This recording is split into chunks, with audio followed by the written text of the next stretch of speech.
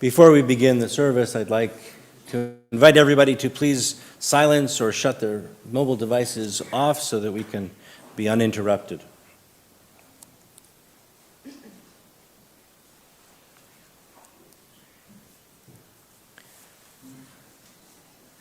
Death has taken our beloved Larry Lechtner. As friends and family, we grieve in this darkened world.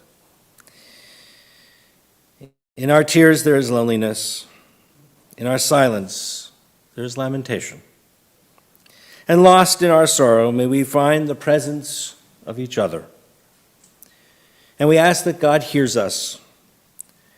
For Larry's love that united us in life and which death cannot sever.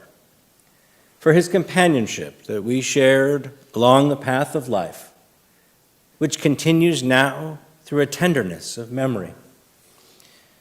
For the gifts of his heart and mind that brought so much joy. They are all now this precious, precious collection of memories. And we thank God for all of them. In times like this, times of grief, we have always turned to our sacred texts. The texts of our people that have consoled and inspired and comforted us through the generations. And so we begin with the words of the 23rd Psalm. God is my shepherd, I shall not want. God makes me lie down in green pastures, leads me beside still waters, restores my soul. O God, you lead me in the paths of righteousness for the sake of your name. Even when I walk in the valley of the shadow of death, I will fear no evil, for you are with me. Your rod and your staff, they comfort me. You have set a table before me in the presence of my enemies. You have anointed my head with oil, my cup overflows. Surely goodness and mercy shall follow me all the days of my life, and I will dwell in the house of God forever.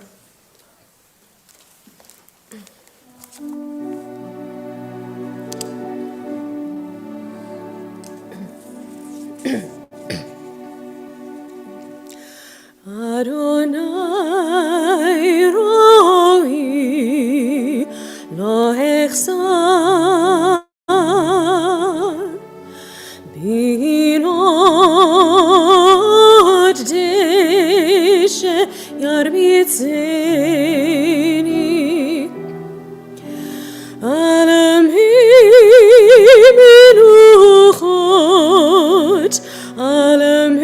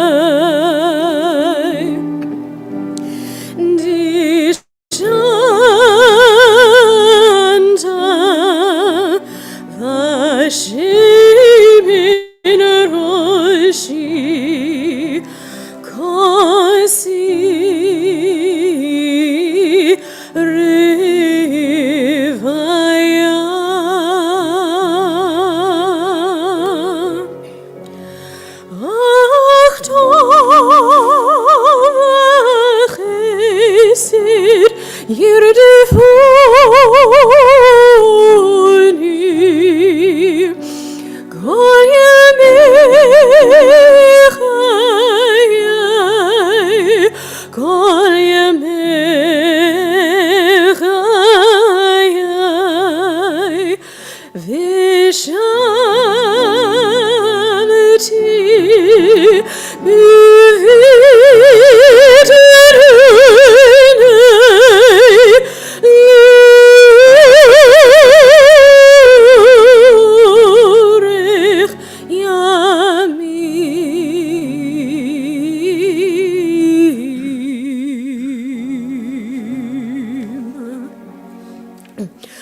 Adonai roi lo echsar Adonai roi lo echsar.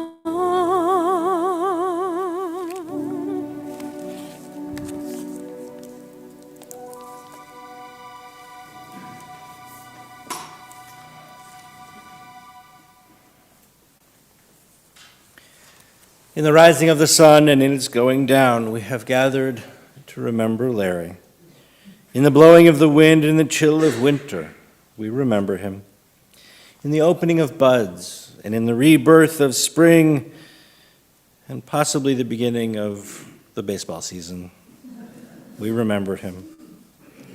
In the rustling of leaves and in the beauty of autumn, we remember him. In the beginning of the year and when it ends, we remember him. When we are weary and in need of strength, we remember his strength and how he gave it with love and care to all. When we are lost and sick at heart, we remember him. When we have joys we yearn to share, we remember how determined he was to share those moments with us all. For as long as we live, he too, in a mystic way, continues to live, for he is now a part of us as we remember him.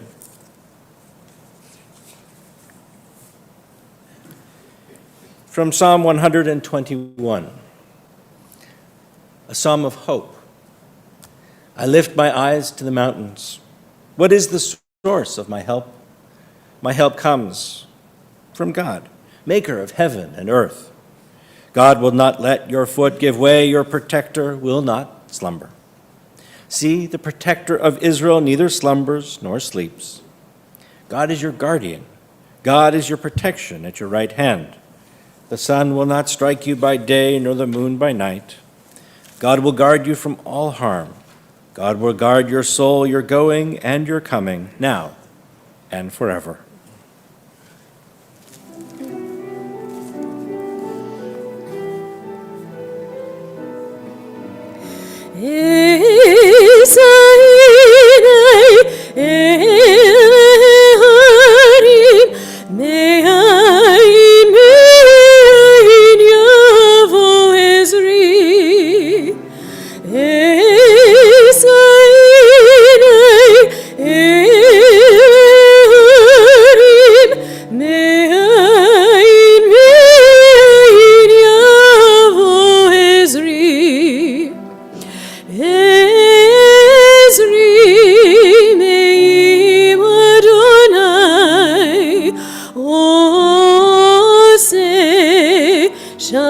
Shamayim va'aretz Ezri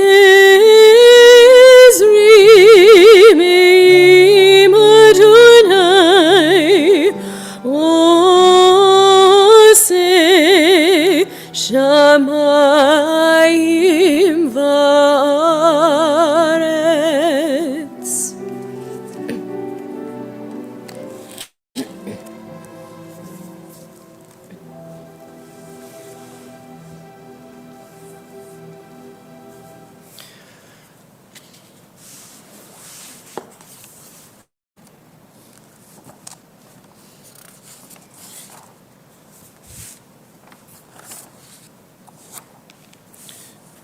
One of our ancient sages, Rabbi Yochanan ben Zakkai, was sitting and teaching his students, and he said, "What is the best way for someone to live their lives?" One of the students answered, "To have a good eye." Another said, "To be a good friend." A third replied, "To have a lev tov, a good heart." Because when you have a lev tov, a good heart, you also possess the others, a good eye, and you are a good friend. Larry truly had all of those. A good eye, he was able to look at life and at people and see the good. He was a mensch, a fundamentally good person. He was fun to be with, and he had a great sense of humor and a cheerful way about him. But above all, he had a lev tov, a good heart. He was warm, sincere, generous, and put everybody else's welfare above his. Larry was born here in Erie, grew up with his brother Dick and sister Kathy, and amongst the many memories, one stands out on a family vacation. They were driving, I think, to Miami, and on the way planned to stay somewhere in South Carolina. As they entered the city, there was a big sign that says, KKK welcomes you. They decided to keep on driving.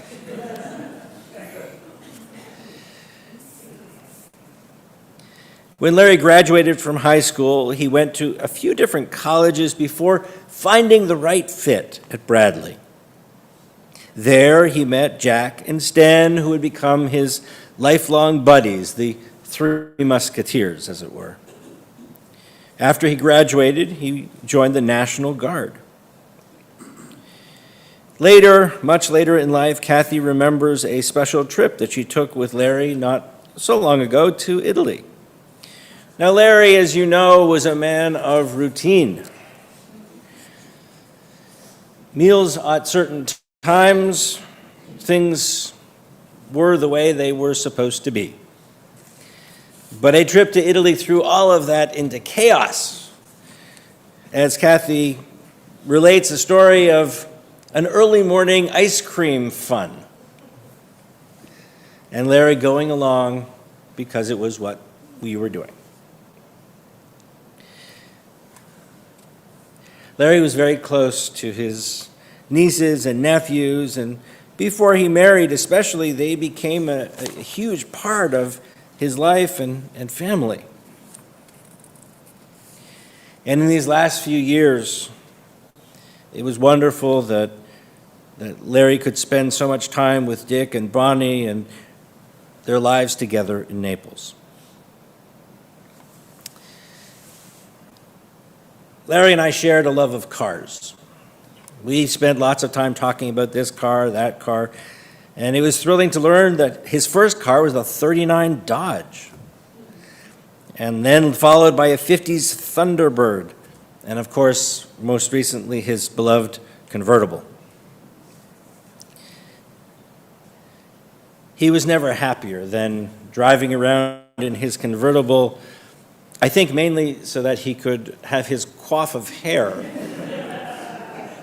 flowing in the breeze.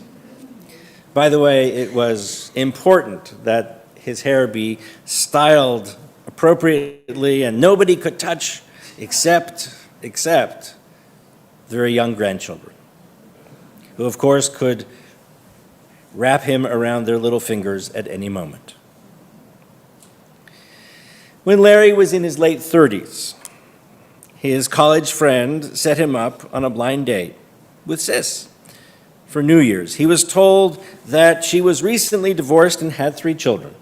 And yet when he arrived to pick her up, he was greeted by 5 children, which ensued something of a panic attack until he was told that 2 were guests. Their relationship blossomed immediately, and in a few short months, they decided to get married. There were many trips back and forth between Erie and Detroit, something we know a little bit about. And in those trips, it was an opportunity for Larry to get to know not only Sis, but her children that he was quickly bringing into his heart as his own. He not only fell in love with Sis, but also with Lisa and Barbie and Joey. Always willing to spend time with them, doing whatever.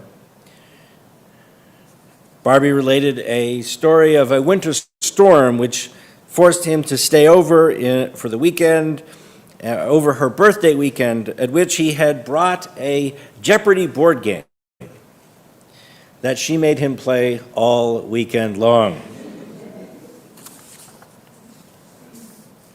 In July, they married and quickly moved here to Erie. And Larry did everything he could to make sure that his family was happy. He truly embraced this new role as a dad with so much love and delight. And in 1977, he formally adopted the 3 children. Family was a cornerstone and so important to Larry. He made sure that he was home every day for dinner, 6 p.m., routine.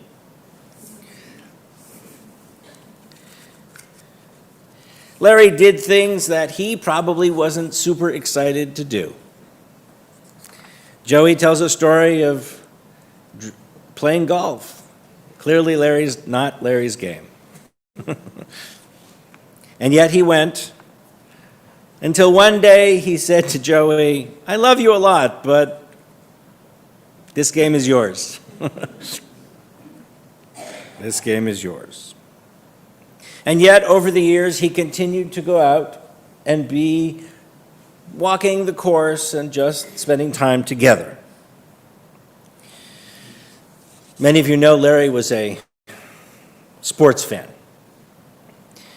There's an argument, of course, in the family as to whether his allegiances are for Cleveland, Michigan, somewhere else, back and forth. In fact, his nephew is wearing a Cleveland Browns tie somewhere, right? Somebody? Yes, there you go. Cleveland Browns. Growing up with Larry, the kids called him Larry.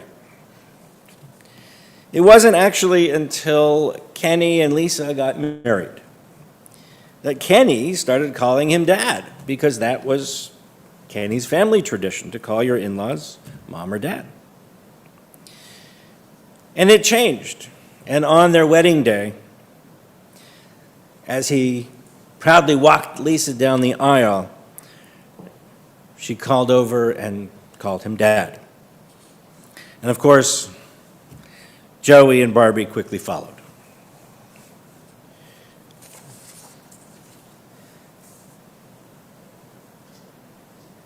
He loved all of you so, so much.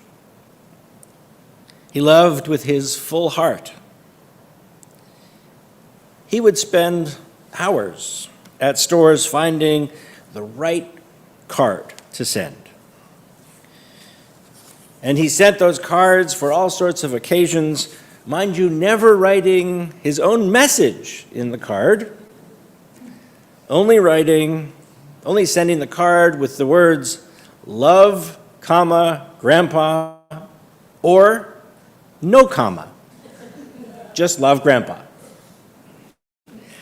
And as I heard, it was a bit of a game to guess whether or not you got a comma this year or not.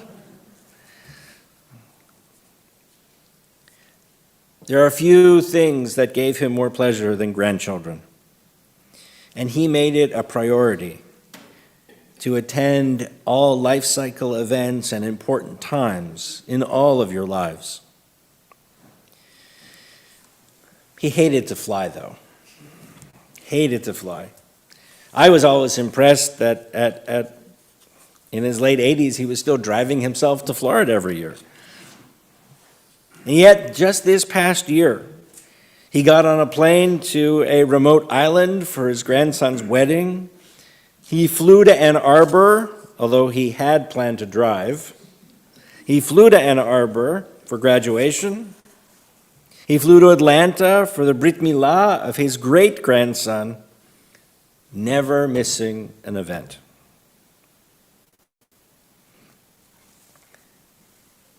Larry and all of you were so dedicated to Temple as well. He was incredibly proud of the work that Lisa did to help build this beautiful building.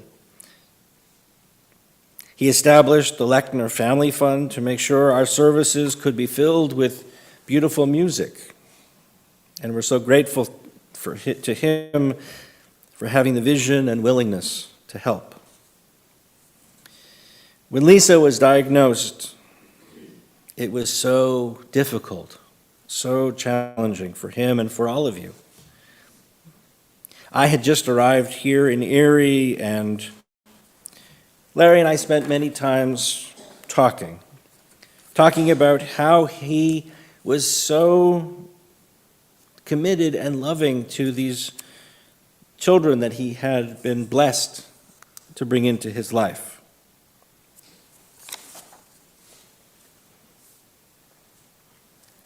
Larry was above all else someone who always tried to do the right thing. He was kind and caring to everyone. He was the consummate gentleman. When he and his brother shared a business for over 35 years, I'm told that there was never an argument. Never? Okay. Never a serious argument. Okay. Right. And it was because of the love and commitment and dedication that they had for each other that made it such a success. When I asked his family what lessons they learned from Larry, they said, "He taught me to be a dad." That family is the number one priority. That you always have to show up for family events. He taught everyone how to be a mensch. He was a man with a lev tov, a good heart, a heart filled with so much love that he shared with his family, his friends, temple, all who knew him. And may that love and these beautiful memories that we have always continue to bless our lives.